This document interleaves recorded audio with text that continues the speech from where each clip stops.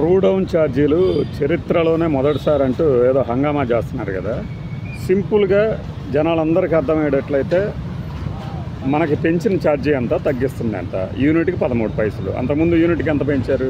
Minimum అంటే minimum 40 పైసలు పెంచారు కదా. మరి ట్రూ అప్ ట్రూ డౌన్కి మధ్య గ్యాప్ ఎంత ఉంది? 40, 13. ఈ 27 పైసలు ఎవరిస్తారు? ఇది సామాన్యుడికి అంటే జనరల్గా ఎవరికైనా సరే అర్థమయ్యేటట్టు చెప్పడం అంటది. ఇది కాకుండా డేటా కనుక తీసుకున్నాం అనుకోండి, ఆ డేటా మరింత ఆసక్తికరంగా ఉంటుంది అన్నమాట. ఇప్పుడు 2024-25 ఆర్థిక సంవత్సరానికి సంబంధించి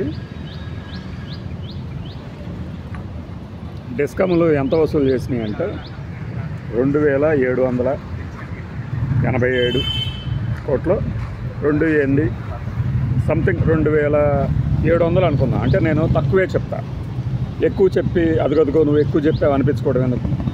2787 లేదంటే 57 కోట్లు అనుకుందాం. అది 2 డిస్కమ్లు కలిపి వసూలు చేసేది. మాకు నిర్వహణ ఛార్జీలు ఎఫ్పిపిపిపిఏ ఛార్జీల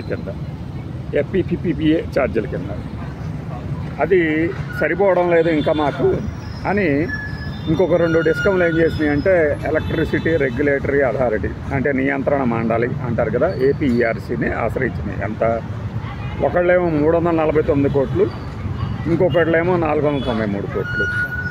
అయితే ఏం చేసినాయి అంటే ఏపీఈఆర్సీ 2700 చిల్లర కోట్లు ఉన్నాయి కదా, అంత కాదు మీరు ఎంతే తీసుకోండి అని 1823 కోట్లు, లేదంటే ఇప్పుడు ఏదైతే మేము తగ్గించాము 943 కోట్లు అని చెప్తున్నారు, అంత మినహాయించుకొని మిగతా అంతవరకు వసూలు చేసింది సరిపెట్టుకోండి, మిగిలినంతా వెనక్కి ఇచ్చేసేయండి అన్నట్టు చెప్పారు. అంటే ఏపీఈఆర్సీ చెప్పింది. ఏపీఈఆర్సీ ఎవరు? గవర్నమెంట్లో భాగమే, మేము చెప్పడం వల్లే తగ్గిస్తున్నారు అంటారా? అక్కడ కూడా ఇంకో మెలకు ఉంటుంది. ఈ 943 కోట్లు నవంబర్ నుంచి రాబోయే సంవత్సరం పాటు తగ్గిస్తారు. అంటే మనకు వచ్చే బిల్లులో తగ్గిస్తారు. అంతేగాని ఆ 40 పైసలు పెంచారే యూనిట్కి 40 పైసలు పెంచిందని తగ్గించట్లా. అది తగ్గిస్తే విధానం అమలైపోద్ది. ఆ 40 పైసలు అలానే వసూలు చేస్తారు. వసూలు చేస్తూ అందులో -13 పైసలు వేసి మనకి ఎక్కువ కనబడాలి కదా, మేము తగ్గించాను. వినియోగదారుడికి లాభం అని కూడా నాకు తెలిసి ఒక కాలం కూడా పెట్టినా పెడతారు. అలా చేయబోతున్నారు.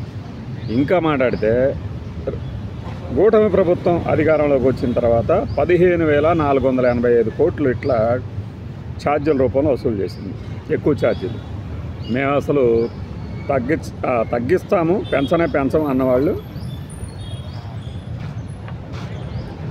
సంవత్సరం తర్వాత వసూలు చేసిన దాంట్లో నిర్వహణ ఖర్చులు పోగా ఈఆర్సీ చెప్పిన మీదట 943 కోట్లనే వినియోగదారులకి వెనక్కి ఇవ్వబోతుంది.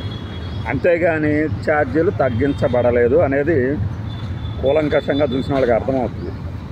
ఇప్పుడు ముఖ్యమంత్రి గారు ఏం చేస్తారు? దీన్నే మేము తగ్గించాము, చరిత్రలోనే మొదటిసారి అంటారు. మన వంది మాగదులు బాజా భజంత్రులు వాయిచ్చేస్తారు. దాన్ని పట్టుకుని విద్యుత్ శాఖ మంత్రి గారు ఆయన కూడా అదే వాదన ఎత్తుకుంటారు, చరిత్రలో ఎప్పుడైనా ఇలా చేశారా అని. ఇది నేను చెప్పిన ఫ్యాక్ట్స్ అవునో కాదో ఒకసారి డేటా పెట్టుకోండి. మీకు అంతకుముందు బిల్లు ఎంత వచ్చేది, ఇప్పుడు ఎంత వస్తుంది చూడండి.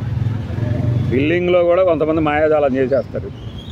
మనము కావాలని ఒక రోజు కనుక ఎక్స్టెండ్ చేసామనుకోండి బిల్లుని తీయటము, మీకు 200 యూనిట్ల లోపు ఉన్నవాళ్ళు కాస్త తర్వాత రోజు వచ్చి చూస్తే ఆ యూనిట్లు పెరుగుతాయి, మీ స్లాబ్ మారిపోద్ది. ఈ జిమ్మిక్కులన్నీ చేస్తూ ఉంటారు.